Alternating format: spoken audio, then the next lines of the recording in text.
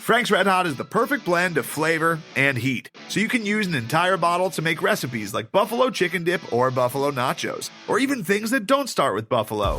Frank's Red Hot, I put that on everything.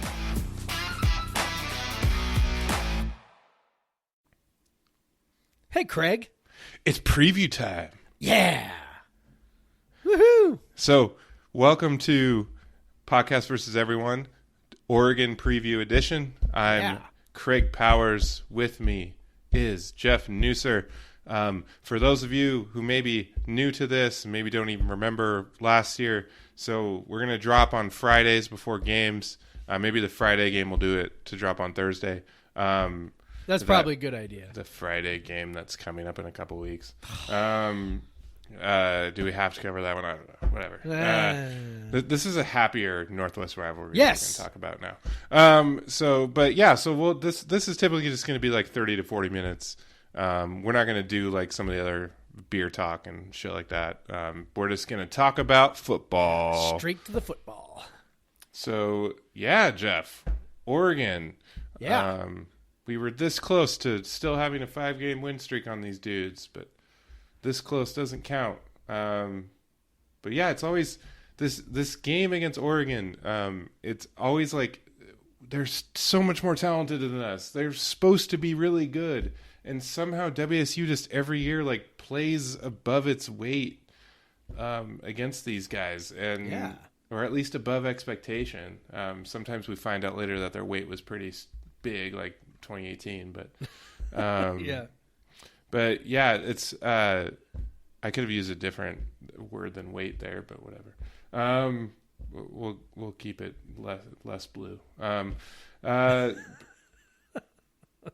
yeah, so Oregon is supposed to be pretty good. They have been recruiting like hell the last three years or so under Cristobal. And a lot of it is on defense, but I guess what do you want? Last year we always started with I think we always started with when the other team had the ball, or I can't remember. Do we want to start with either? Do we want to start with? It's a new year. We can do whatever we want. Let's start with Oregon's defense, even though when I write my preview, I always start with the other team's offense. All right. Because Oregon's defense is, I mean, it's supposedly really good. Supposedly really good. I mean, something I noted in my preview, they've had 4 5-star recruits in the last 2 years, and all 4 of them are on defense, and they have another couple high 4 stars, and they have a bunch of low 4 stars and high 3 stars. Like they've built out because their defense is pretty young. Like if you look at the guys that play, there's a senior, a junior, and then a bunch of sophomores and some freshmen. Like this is a defense that was built in the last couple recruiting classes, and it's full of athletic, impressive dudes that are kind of scary, honestly. Yeah, I mean, in theory, that should produce an Alabama type defense. Right? Yeah, that is that is like those are Alabama type numbers for talent. Yeah, for when you're just looking at the defense, it really is. Yeah, and they are. I mean, like if you look at SP Plus, like Bill Connolly's numbers fully expect them to be good. They're currently at 6th, which a lot of that's what they've been around that since he started the numbers. Obviously, they've only played 1 game. Right. What you can really say is they didn't look like the 6th best defense in the country against Stanford. They definitely did not. Against Stanford's backup quarterback. Quarterback, yeah. Stanford, in a lot of ways, got back to what it is that they did so well for a while there under David Shaw, where it was really heavy sets, running the ball, just running it down your throat, play action, pro style kind of offense. And Stanford really was able to gash them, particularly on the ground. 2 things that should make people smile is that Stanford was able to gash them on the ground, averaged 6.4 yards per rush. Okay. Stanford had 0 sacks, and then they also gave up some big plays in the pass game too, where Oregon really sort of settled in was in the red zone. Right. So Stanford got some chunk plays. They moved the ball between the 20s, and maybe that's the point at which, I think maybe you even mentioned this in your preview. Maybe that's the point at which the athletes sort of take over. Is when, okay, so now you're inside the 20, it's real heavy, the field is compressed, all those fast, long guys are, mucking up space, a lot more than they are when the field is spread out. So, maybe that's more the case room there. for error for them if they're not assignment Right. sound, or they're not, Right. if they're making mistakes, they won't be as glaring because there's less space to cover to make up for it. Yep. But I would argue, having watched the game, I would argue that it really was more about Stanford than Oregon. It's not like Oregon, really just sort of was impenetrable once you got inside the 20. Right. Stanford really was kind of its own worst enemy. They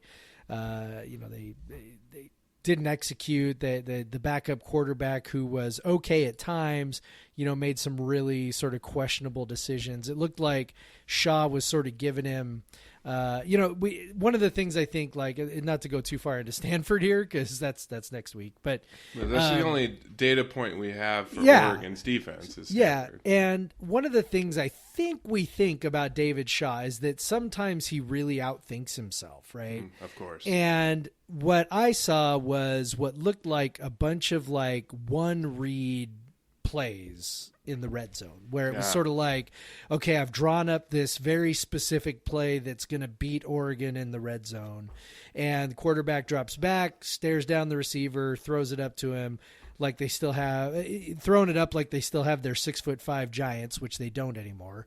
And it's like, it was like, I don't know, it was just kind of a little head scratching. And then of course they weren't helped out by, missing 4 field goals, but more than anything, the execution in the red zone sort of seemed to be a little iffy. They had a backbreaking penalty where they were like second and goal from the 3, and then all of a sudden it was second and goal from the 18. And that was at a point when the game was still, I think it was 28-14 at that point. I'm not sure, but anyway, the game was still sort of within reach, and they really killed themselves. So I don't know, like, I didn't come away from the game thinking, wow, this is a dominant defense. Now, one game, right? They may very well be that, but I saw things that made me think, the stuff we did well against Oregon State is the stuff Stanford did well against Oregon. So, maybe there's a chance there. Yeah. Exactly. So that's where, any positivity I have, sometimes you can just run into a buzzsaw and maybe Oregon will play better and whatever. But if Oregon is susceptible to giving up big plays in the passing game, especially on play action and stuff, WSU does that now. Like, WSU stretches the field in the run and shoot repeatedly over and over and over again. Like, there's dudes pushing down the seam constantly, or in the outside, like, so, and we've seen that Jaden DeLora has the touch to drop it in there, and if we have guys like Jameer Calvin and like Travell Harris and Renard Bell and who can shake a tackle and make a run. So, and again in the running game, we saw Deion McIntosh have a few big runs. We saw Jaden DeLora get loose for some nice runs. So maybe we have a skill set that not necessarily, I'm not expecting like a field day against these guys. I'm not, it's hard to expect like even the level that they had last year with the air raid against Oregon, but still from the standpoint of being able to do the same things that Stanford did to be successful against Oregon, I feel like WSU has the pieces in place to do that. So that's encouraging. But again, I will say Oregon has a lot of talent. They have a good defense. So there probably will be times when WSU's offense looks a bit overwhelmed, just like maybe a drive-by-drive basis. But there will be times when maybe they can shake loose and pick up a big play and put themselves in a position to score. Yeah, I think one of the things that will be sort of key is, can we get vertical on them in the passing game? Stanford's got, 4-star wide receivers. So, these are guys who are... Yeah, Simi Fehoko had a couple big catches. Yep. These are guys that are big and fast. Well, okay, great, but our guys are little and fast. So, there wasn't a whole lot going on where Fajoko's size was much of an advantage. So, the fact that we got 4 little guys who can really run, it's going to be interesting to see if Oregon can, if Oregon can contain that in a way that maybe they sometimes struggle with just a tiny bit. One sort of positive piece of news from our perspective anyway, is that their starting free safety is going to be out for the first half. He got ejected for targeting in the second half. So McKinley, I forget his first name, but McKinley, their free safety. So he had 4 tackles before he got ejected, and also a forced fumble. So that's a guy who they're going to be missing in the middle of the field. So hopefully that's a positive for us. Maybe we can make some hay there in the first half. And then the other thing that kind of I think is sort of maybe an interesting little wrinkle is, one of the things with the air raid is we knew every week what we were going to get, right? Like every week, every game, every play was the same. Yeah. About the only wrinkles that came into play was, Leach might, change up a formation or something to try to exploit a matchup occasionally, right? He would just sort of poke and prod and figure out what the defense was giving him that day. Rolovich, on the other hand, might, draw something up. That last touchdown, that was clearly something that was not an air raid. Yeah, we basically had max protect in there. Like you had a fullback in there. You had Hobart, who you could assume was like a blocking receiver in there.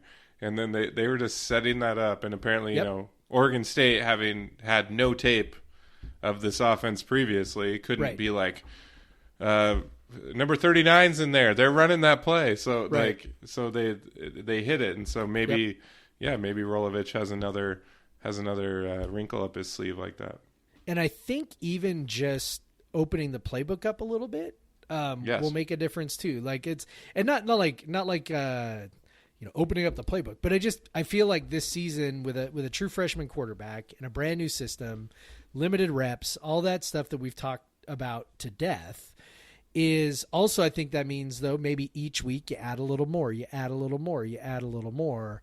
And, so there are going to be things I think that get added in this week that are part of Rolovich's sort of normal playbook that they didn't show last week that, maybe they can, have a little bit of an advantage for Oregon in that respect. So I think, I don't know if we can keep up with them or not, but I do know that I didn't see a defense that looked dominant. I saw an offense that looked pretty good, when the Cougs played. And I know that Oregon State's defense, may not be all that great, but still, I don't think this is a game where, suddenly the offense is just, like falls apart and can't move the ball. And I will say, so one thing I'm a bit worried about is, Jaden is a true freshman. You kind of expect mistakes to happen, although I think part of the reason he won the job is because he limited mistakes versus what some of the other guys did. But we saw him kind of be late in some windows. He's going to get more punished with this defense than he did against Oregon State. Yeah. The guys are faster. Same with him running around with the ball hanging out. The DNs are going to be faster. They're going to be chasing him down. So he's got to be a little bit more cautious, but at the same time, you don't want to be too cautious. Take that risk on that big play because that big play might keep you in the game, right? Yeah. So, and by the way, one other thing I mentioned earlier that I just kind of want to circle back to super fast is Oregon had 0 sacks in that game. And as I watched the game, Which is nuts because they have recruited some insane defensive line talent recently. Right, like Thibodeau especially, right? Like that's the guy, that's the big guy, right? The 5-star defensive end, played as a true freshman, stepped on the field and looked like a man's man right off the top, right? And they just it wasn't like they were dropping 8, like they weren't doing that. Why would you do that against Stanford? Yeah, right? And they just really couldn't get home. And, Thibodeau went up against Foster Sorrell, who's the right tackle for Stanford and, former 5-star Graham Kapowsin kid out here by where I live. So, really highly touted guy. He's kind of had health issues for a couple of years, but finally locked down that right tackle spot. And he looked, he did great against Thibodeau. Well, good news. We've got a really awesome right tackle too. So, I think that's going to be, I think if they can, keep that pass rush at bay, there's going to be opportunities there to throw the ball and run the ball for Delora. Stanford didn't have a quarterback who was any kind of running threat in this game. And so I think the Cougs, will enjoy that little wrinkle if they can maybe do if they can do as good of a job as Stanford did with that. Now, again, you never know what the other side's going to look at the tape and go, well, fuck, we have to get a pass rush. We're gonna make sure that we got a pass rush this weekend. Right. So, who knows? But we did see Oregon State did have a pass rush, but Jaden Delora is very good at avoiding the pass rush. Yes, he is. And we're talking like when I'm thinking in that 30 and in window, that 20 and in, the red zone, the maroon zone, whatever, his ability to run could be a difference in WSU executing in those spaces versus Stanford's inability to. Also, hopefully, if we do have to kick field goal, Blake Mazza doesn't have his jet toner moment, right? But yeah, I think that if that offense we saw last week against Oregon State isn't like the Mississippi State against LSU mirage, then there's opportunity here. But I still like with the caveat that Oregon's really a defense. They could have just had an off week last week, whatever. Nick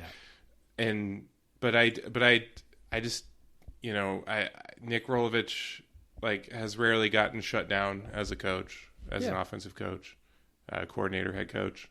So I believe that he is a talented offensive coach, and I believe he is not, and like you said, he's not the stubborn guy that will just do the same thing over and over again.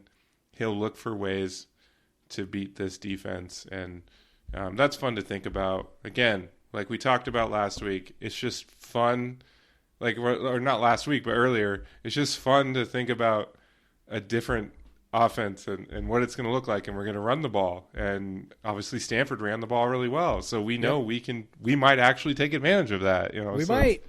Yeah, I mean, we might. So obviously, with that cap, let's throw out that Max Borghi will not be playing and may not play for the rest of the season. So that sucks. But it does suck. But Deion McIntosh looked more than capable.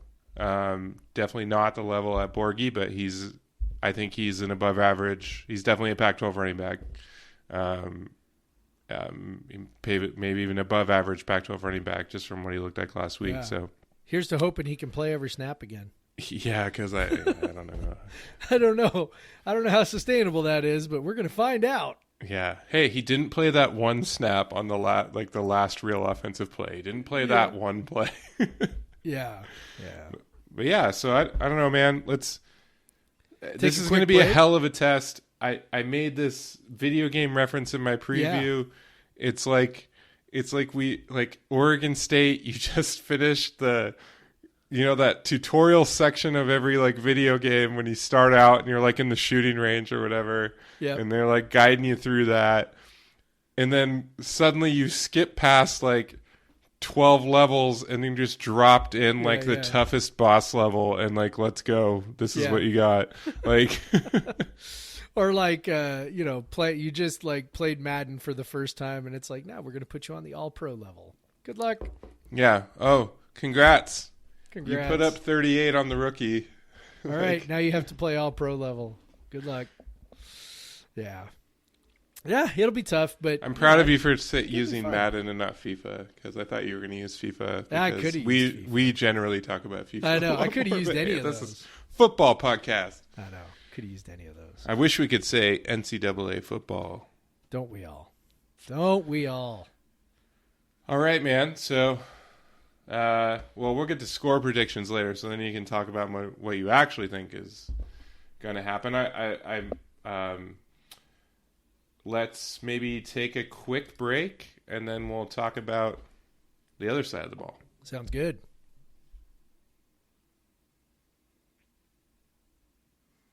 We're back. All right.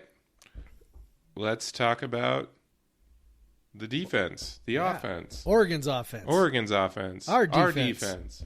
Yeah. How do you say his name again? Shuck. Tyler Shuck. Shough.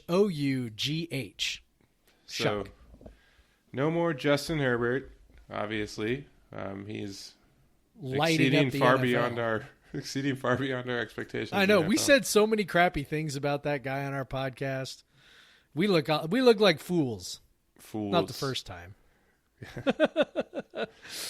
Won't be the last time. But now they got Tyler Shuck. Yes.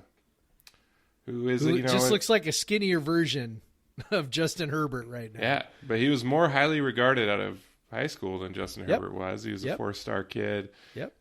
Top 150 kid. Definitely, he ran for 85 yards against Stanford.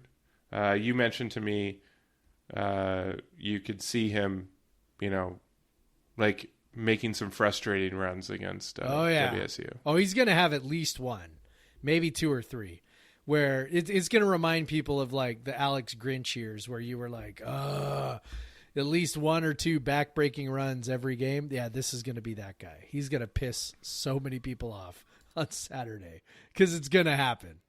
He's going to break loose and he's going to run. He's basically, imagine if Jaden DeLora was a little taller, a little faster, a little stronger, and had a little better arm. That's who we're playing against. Oh, cool. Like, that's the guy. That's who's manning Oregon's offense now. So he looked pretty good, man. Looked pretty good in that first game. They didn't ask him to do a whole lot, but he looked all right. Yeah. So you watched it. He had 11 carries for 85 yards. Like, were there designed runs, or is that mostly just scrambling? There were a few designed runs, and he had a couple that were really nice. He had his touchdown run was actually the one where you just kind of went, whoa. So that was a designed run where he was kind of supposed to follow after the fake, kind of like DeLora did, except the end crashed super hard. The backside end crashed really, really, really hard. And he took like one step, saw the backside end crashing, knew he was going to get tackled from behind for a loss if he kept going. So he just sort of like put on the brakes and ran around him to the left. Like it was just sort of like, he just kind of went, and then reversed field, and the end was like, oh, shit, where's that guy going? And he basically walked into the end zone. So there was that one, and then he had another, about a 40-yard run where he broke a couple tackles and ran. So, I mean, he's 6'5", 220. I mean, he's a big kid. He doesn't look that big. When you're looking at him on the screen, like he doesn't look that big. But he's definitely not a small guy, and he's strong, and he can run, and he looked awful good. He made a couple of questionable decisions. Fingers crossed for more of those. Yeah, I mean he had an interception, which was a bad decision, and a bad throw. He had another one, could have had 2 more interceptions, to be honest. Oregon dropped a couple of other ones that they probably should have, or Stanford dropped a couple other ones they probably should have had. So our guys won't do that. Yeah, no, definitely not. But if our guys don't do that, if they take advantage, perhaps there'll be some plays out there. Because, like I said, they didn't ask him to do much. I mean, he only threw the ball 26 times, which I guess is, about the same number of times as DeLora threw the ball. But he also benefited from everybody else just, pounding the ball. I mean, Verdell and Travis Dye, and of course he was part of that too. But it was. They ran the ball 40 times in total, counting the quarterback sacks or whatever. Mario Cristobal. Yeah. I don't know if that really worked, but they want to run the ball, man, and they just hammer you. And I mean, really, every good Oregon team recently, and they were famous for like the fast offenses, but it was really run-based offenses. It was always about the running for sure. Yep. It's less about those really quick offensive linemen now. It's like a little bit more. Yeah, I mean, they are a lot more like Stanford was when we remember what Stanford did. Yeah. And it doesn't look like that because, they're in the shotgun and whatever. Mm-hmm. But it's basically that. I mean, it's power football. And so that was, interesting and very effective against Stanford, which, whose defense hasn't been the Stanford defense that we knew for quite a few years now.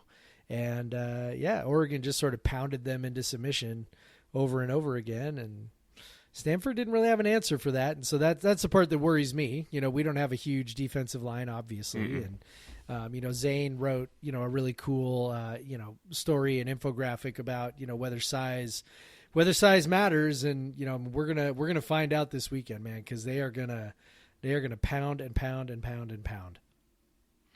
Yeah. And I wouldn't be surprised if they see an even more opportunity against WSU's size to just continue to pound. Yep. It's like, CJ Verdell is very good, and Travis Dye had he only had 6 carries and he had 78 yards or something against Stanford. So, and then they used the big back and the short yardage. So, I'm not even sure if limiting explosives is gonna do the trick for us in this game. Yeah, because it was 4. They might just go 4 and 5, 4 and 5, 4 and 5 over and over and over again. So it's going to be a tough test. It's the big thing is going to be obviously tackling. The linebackers are going to have to play better in this game because they just come at you with guys who have a little wiggle. They really only have one sledgehammer, and that's Habibi Lakio. Who's a guy who was committed very briefly to Washington State a few years ago. Him and the receiver from Isaiah Hodgins. They were both committed at the same time, and then both decommitted about the same time. But Dye is tiny and shifty. Verdell's not big, but he's not small, and he's just kind of he's just kind of got he runs strong, but he's got a little wiggle. He'll make you miss and.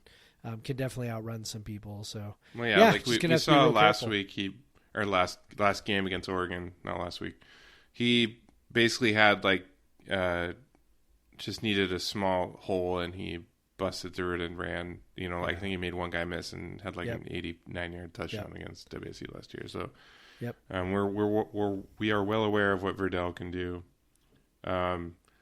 It's so. Honestly, with WSU's defense, they obviously last week looked better than we expected.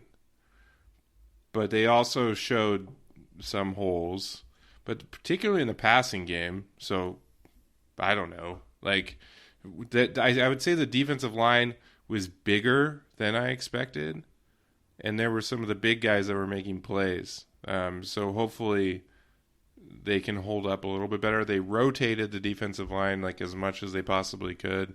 Hopefully that helps.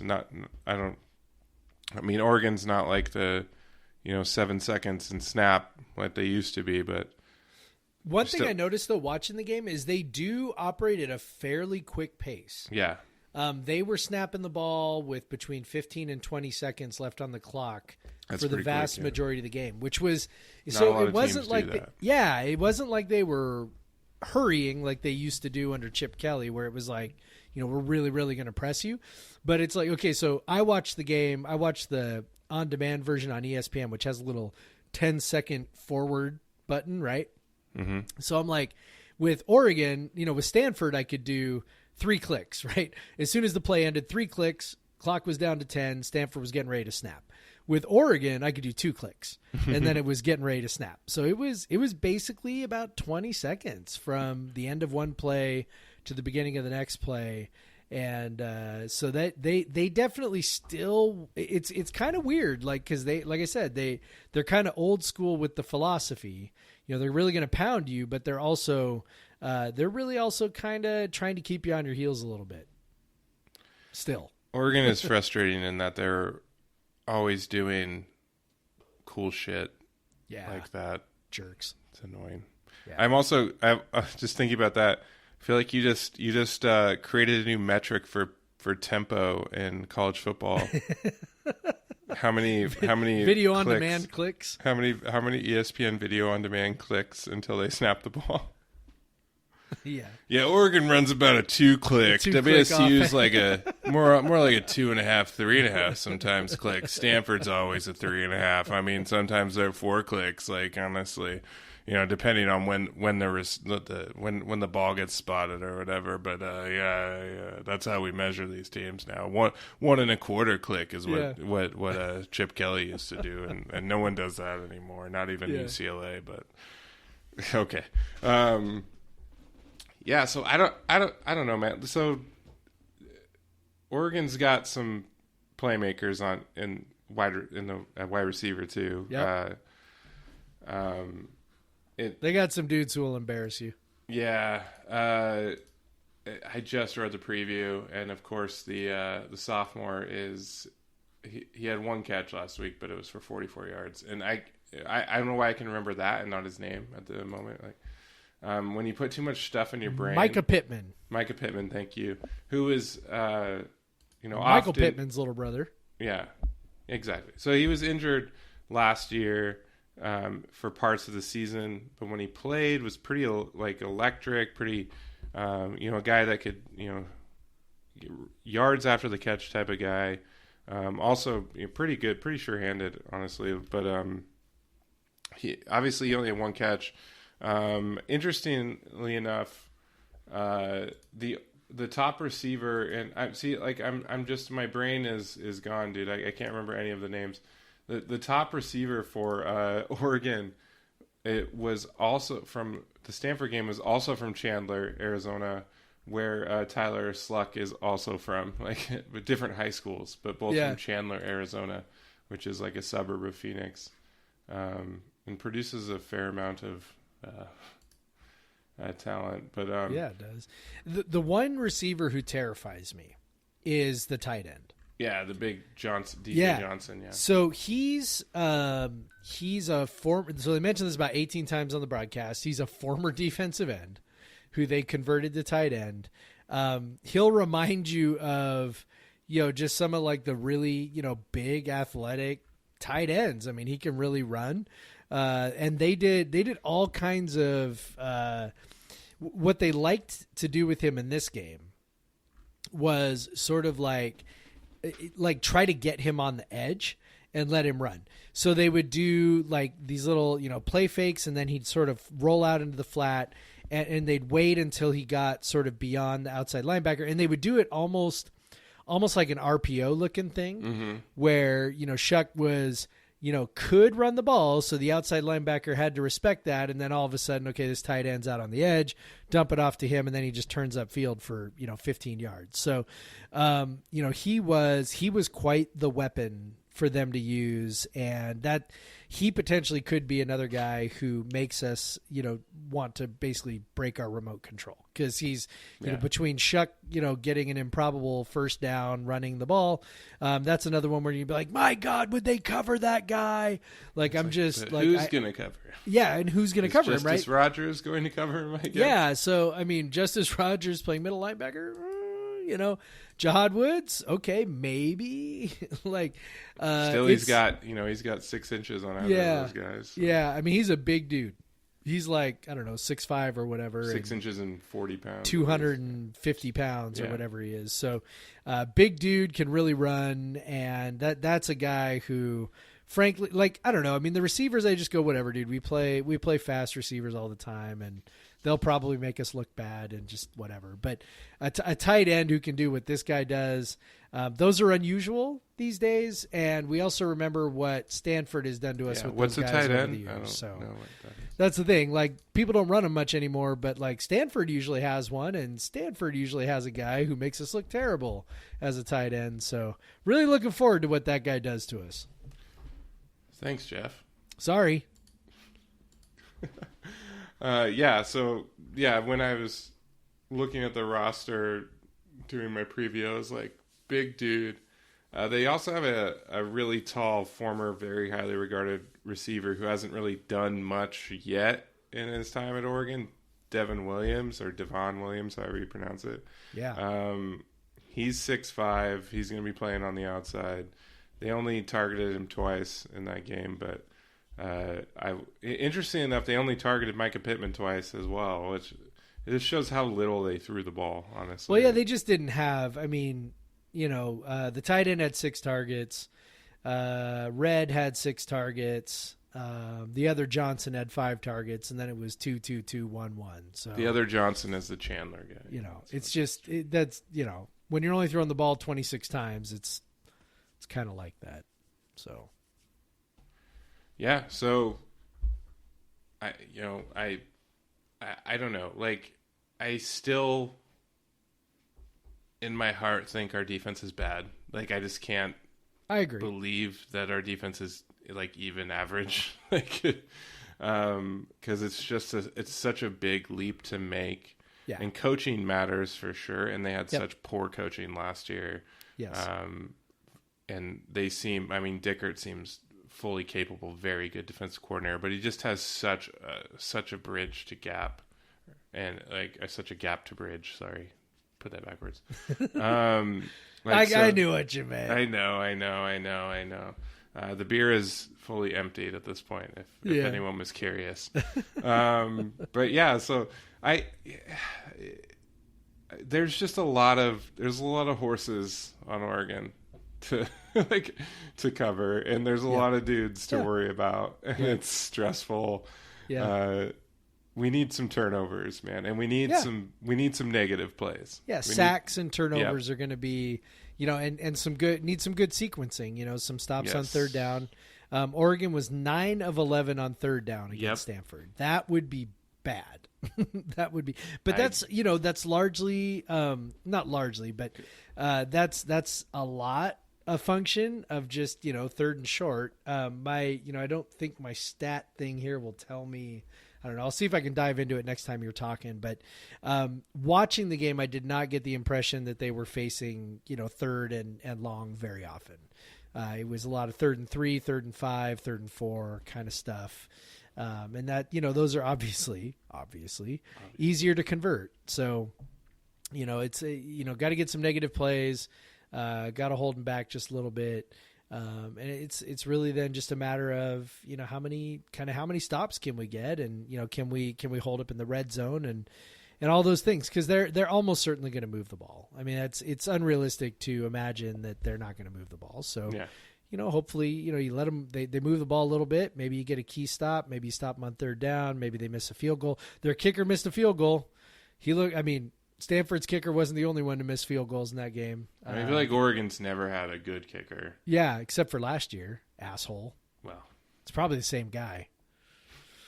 It's never worth the time to learn another team's kicker's name unless it's Jet Toner. Unless it's Jet Toner, that's the thing. Like, we all know Jet Toner because we're like, okay, well, his name's like Jet Toner the 5th or whatever. And then he's like Jeb Bush. It's like Jet is actually something J.E. Toner. So he's like Jet Toner. Like, whatever, man. It's like ATM machine,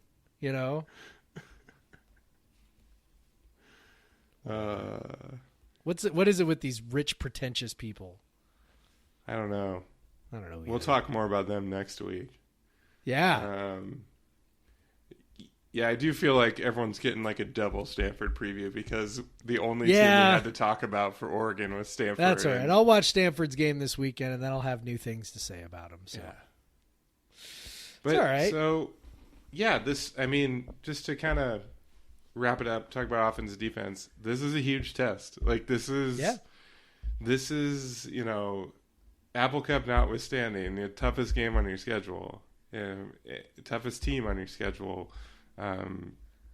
And, I mean, they get them in Pullman, but there's no one in the stands. So, I mean, it'll be cold. I don't know how much a team that plays in the rain constantly will care about that.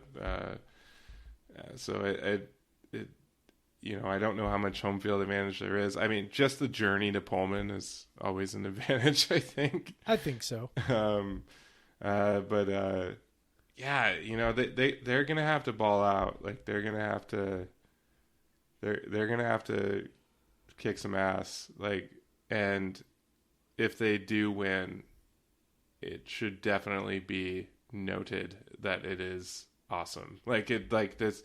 I know we've beaten Oregon a lot recently, but if they win this game, that's a 2-0 start would be just 2-0 start, taking down what is probably the best team in the conference would be huge. Absolutely. And we'd already be at my picked wins, and most of the guys on Coug Center's picked total wins for the season. I thought I was being a little pessimistic with 3 wins, and I was at 2 plus the crossover game. So I guess I was right there with everybody else with 2. Yeah. So, yeah. But yeah, so we always did. I remember last year we always did score picks. So I'm gonna make you go first, man. Yeah. So, I think Oregon will win. I just think that their offense is going to be too much for our defense. Again, turnovers, whatever, odd sequencing notwithstanding. I just think it's going to be so hard for us to deal with that rushing attack in a way that really contains it. So I'm going to go. I think Oregon puts up 34, and so I think 4 touchdowns, a couple of field goals. I think our offense can move the ball against their defense. I think that our varied attack is actually a benefit in this one. I think that the being in Pullman, I think is an advantage even without fans. But I'm also thinking that we have our own struggles in the red zone. So I'm going to go 34-27 Oregon. Cougs cover, but can't quite get over the hump. Yeah, you're pretty close to my thinking. I was going roughly that same, like 7 to. I've been wavering like 7 to 9 point difference here. I think it's important to note that both teams, WSU's going to run the ball a lot more than they usually do. Oregon's going to run the ball a lot. That'll keep the score, keep the possessions down most likely a little bit. So that kind of minimizes any, gap in talent or whatever.